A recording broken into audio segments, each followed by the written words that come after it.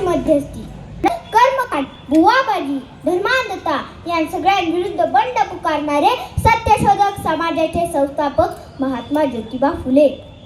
मंदिर में भी है खुदा, मस्जिद में भी राम है, दोनों नहीं है पत्थरों में सिर्फ उनका नाम है। हे सांगत समाजात समानता प्रस्थापित करणारे वंदनीय राष्ट्रसंत तुकडोजी महाराज।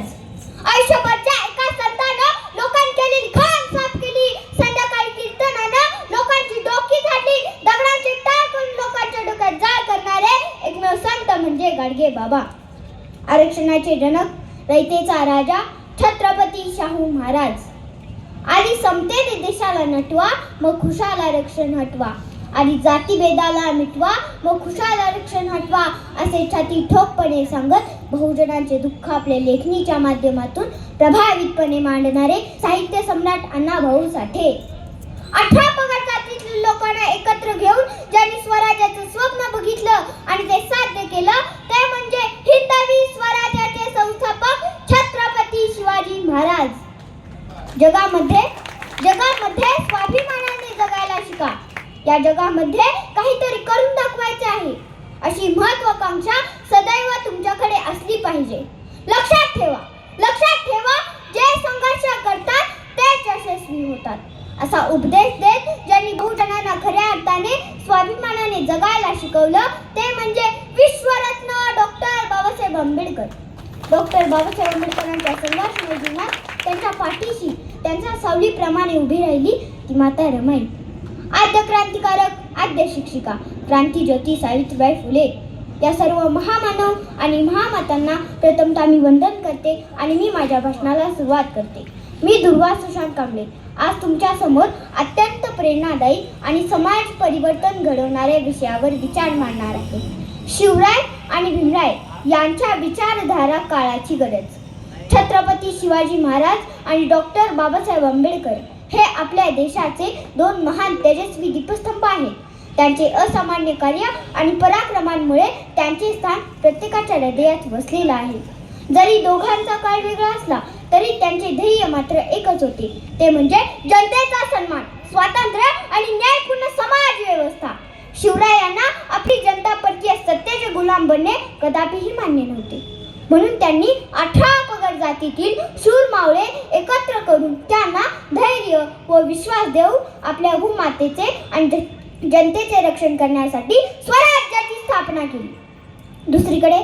दुसरीकडे बाबासाहेबांना समाजातील अन्यायकारक रूढी, परंपरा, जातीभेद, दीनदलितांवर होणारे अन्याय, अत्याचार कदापिही मान्य नव्हते, म्हणून त्यांनी आयुष्यभर स्वतःला उच्चवर्णीय समजणाऱ्या समाजकंटकांविरुद्ध लढले आणि त्यांना पुरून उरले। त्यांनी दीनदुबळ्या लोकांसाठी स्वाभिमानाने जगण्याचा मार्ग मोकळा करून दिला। जर आपण विचार केला तर शिवराय आणि भीमराय यांच्या विचारांमध्ये अनेक समानता दिसून येतात। शिवरायांनी भय शत्रूंविरुद्ध बंड पुकारले तर भीमरायांनी समाजातील समाजकंटकांविरुद्ध बंड पुकारले। एकाने तलवारीने लढा दिला तर एकाने लेखणीने। म्हणूनच मी म्हणेन, दोनच राजे इथे गाजले कोकण पुण्यभूमीवर, एक त्या रायगडावर, एक चौदार तळ्यावर। शिवरायांच्या हाती तलवार भवानी होती आणि त्याच भवानी त्वरी भीमाच्या हाती लेखणी होती। शिवरायांनी रयतेचा जो न्याय निवाडा केला आणि तोच निवाडा भीमरायांच्या घटनेमध्ये आला। मित्रांनो, शिवरायांचे धैर्य, नेतृत्व आणि स्वाभिमान यांना भीमरायांच्या समता, स्वातंत्र्य आणि न्यायाची जोड मिळाली तर भारतात एक आदर्श समाज निर्माण होईल, जिथे कोणावरही अन्याय होणार नाही, प्रत्येकाला आपली क्षमता सिद्ध करण्याची संधी मिळेल। शिवरायांनी स्त्रियांचा सन्मान केला, त्यांच्या राज्यात स्त्रियांना सुरक्षतेची हमी होती, तर भीमरायांनी स्त्रियांना कायद्यांद्वारे हक्क आणि समानता दिली। आज या दोघांच्या विचारांमुळे स्त्री पुरुष समानता असणारा आदर्श समाज निर्माण होऊ शकतो। शिवरायांनी स्वराज्य दिले पण भीमरायांनी त्याला संविधानाचे बळ दिले। त्यामुळे एकंदरीत पाहिले तर शिवराय व भीमराय स्वराज्य ते सुराज्य या प्रवासाचे आपले मार्गदर्शक आहेत। आजच्या युवकांनी या दोन्ही महान नेत्यांचे विचार आत्मसात करणे अत्यंत गरजेचे आहे। फक्त त्यांची जयंती साजरी करणे पुरेसे नाही, तर त्यांचे विचार अंगीकारले पाहिजे। आपण शिक्षण घेऊन सक्षम व्हावे, अन्यायाविरुद्ध आणि समाजात समानता प्रस्थापित करण्याकरिता प्रयत्न करावेत हेच भीमरायांचे स्वप्न होते. तर देशाप्रती निष्ठा आणि प्रामाणिकपणा धैर्य ठेवून कार्य करणे हे शिवरायांचे तत्व होते. जर आपण या दोन्ही विचारांचा स्वीकार केला तर भारत खऱ्या अर्थाने प्रगत आणि आदर्श राष्ट्र बनेल, जिथे प्रत्येक व्यक्ती अभिमानाने जगेल आणि एकमेकांचा सन्मान करेल.